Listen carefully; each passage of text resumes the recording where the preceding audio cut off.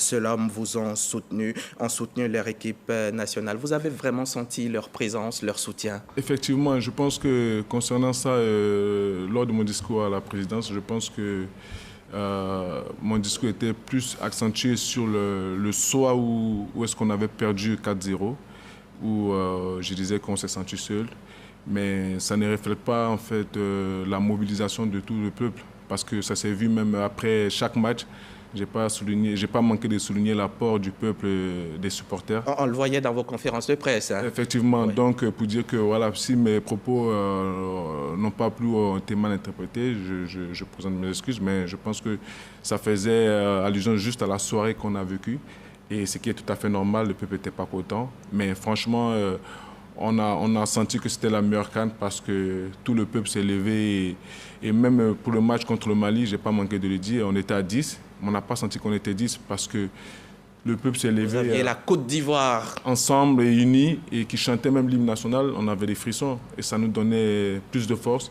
Et franchement, je tenais vraiment à dire merci à toute la population ivoirienne, tous les supporters partout ce qu'ils sont, et ils nous ont vraiment soutenus, et ça nous a permis d'aller au-delà de nos capacités. Vraiment merci à toute la Côte d'Ivoire, et au nom de tous les éléphants, vraiment merci du fond du cœur. Au nom de tous les éléphants, vous saluez, et puis vos capacités ont été quintuplées, peut-être multipliées par 10, par 20, et là vous avez une belle médaille au cou. Je voudrais que vous la présentiez à toute la Côte d'Ivoire. Voilà. Si la réalisation peut nous faire un gros zoom sur cette médaille, elle est belle, elle est belle. Merci. On comprend pourquoi la bataille est si rude sur le terrain. Aussi je dédie cette médaille et cette coupe à toutes ces personnes qui nous ont quittés pendant cette CAN-là.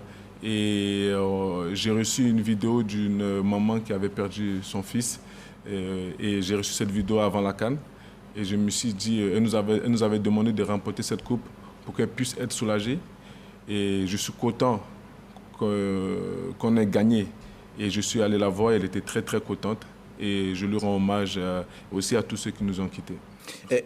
2025, la CAN, c'est au Maroc. Max Gradel sera-t-il de la partie? Très bonne question. Honnêtement, j'ai réfléchi beaucoup à cette question.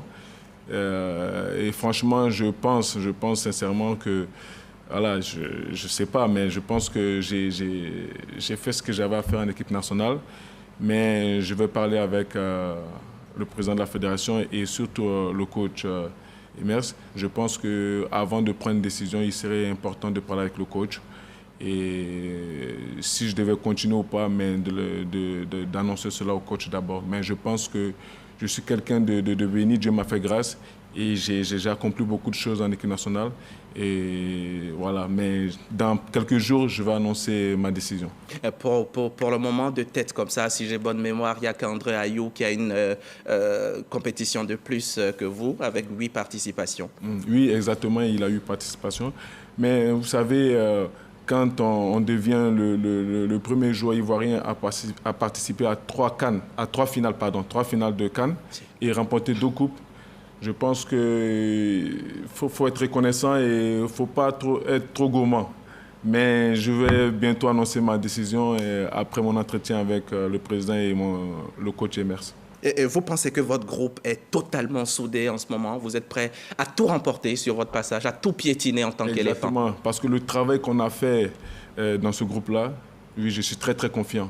Je suis tellement confiant que je peux dire qu'on est prêt à faire beaucoup mieux que ce qu'on a fait. Et on a montré à toute la Côte d'Ivoire que la Côte d'Ivoire unie était capable de faire beaucoup de choses.